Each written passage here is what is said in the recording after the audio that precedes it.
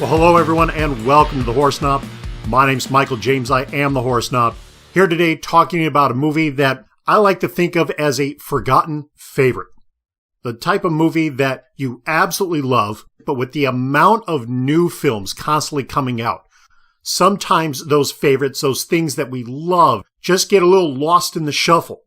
With the sequel coming up here next week, I thought today would be an excellent time to talk about one of my top-tier forgotten favorites, a Netflix original, The Babysitter. A movie that looks and feels every bit the part of the type of film that would have been produced by the director Mick G., a guy who started his career doing music videos before rocketing it out into feature films, doing things that are action, comedy-driven like the Charlie Angels movies from the early 2000s, and now 30 years later is still pumping out the action comedy, but with a bit of a horror twist, doing The Babysitter, Rim of the World, you could also find on Netflix, and again, next week's sequel, The Babysitter 2, Killer Queen. This seems to be his new area of choice. And for us, it's a huge benefit. Dude knows how to put together an astonishing cast, which is really what drives this thing. It's a phenomenal crew led by Samara Weaving, somebody we've already talked about as being our Final Go Friday selection from a few weeks ago for her role in Ready or Not.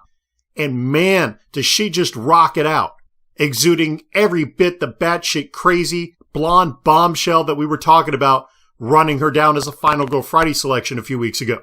You round out the cast with a group of people that are equal parts sultry, satirical, and just straight up sadistic, like Robbie Amell, who portrays his role as a bloodthirsty, absolutely murderous star high school quarterback to a T.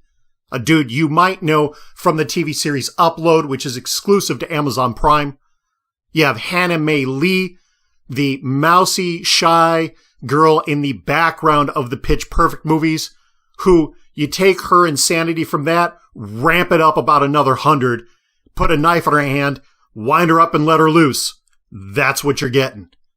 Throw in a couple social media superstars like Bella Thorne and King Bach, who add their own special touch of crazy, and then Emily Allen Lind, because we gotta have a love interest who herself has played some truly sick roles like Snake by Annie from Dr. Sleep.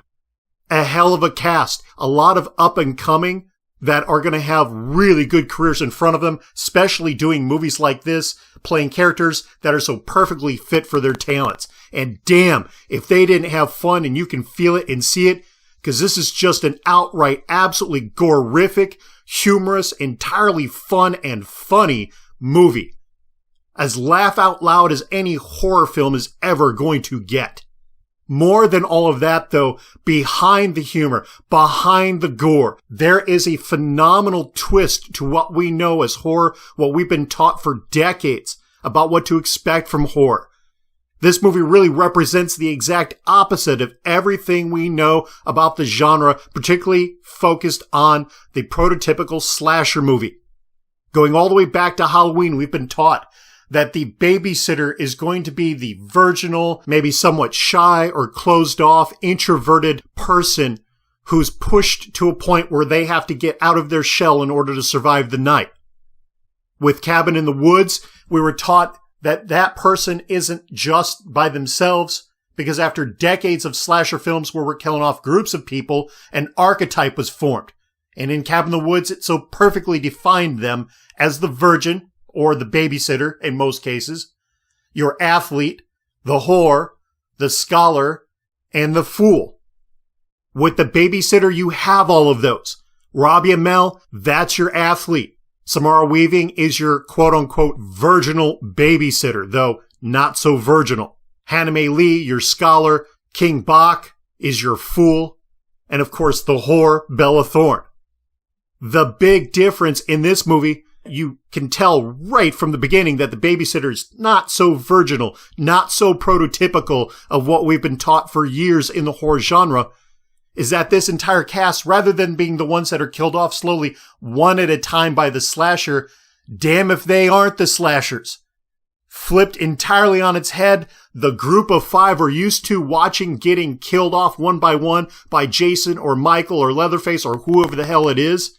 This time, they're the big bad, as is so eloquently referenced in this movie by Judah Lewis's character in a discussion with Samara Weaving. An absolutely fantastic film. If you have not seen this, you're doing yourself a disservice. You need to hop on Netflix now and watch it. For every bit the gore that it is twice as funny and just outright entertaining. It's the kind of thing you could watch multiple times in a week and probably not get bored of. Load it up now, watch it, and get ready for the sequel. For all I have seen in the trailer, it should be as good as the original, and that's a rarity unto itself. Expect that we will be talking about it immediately when it becomes available next week, but in the meantime, check out The Babysitter, an A-plus movie in my book, maybe one of the top 5, top 3 horror comedies of all time as far as I'm concerned. All right, that's it for me today. As always, I invite you to take a moment, hit that subscribe button, stay up to date with so many more reviews coming out, including the sequel to The Babysitter here next week. I'll be pumping that out right away. While you're at it, leave a comment below. Let me know what you thought of this film, and are you going to see the sequel next week? My name is Michael James. I am the Horror Snob. I thank you for tuning in, and we'll see you next time.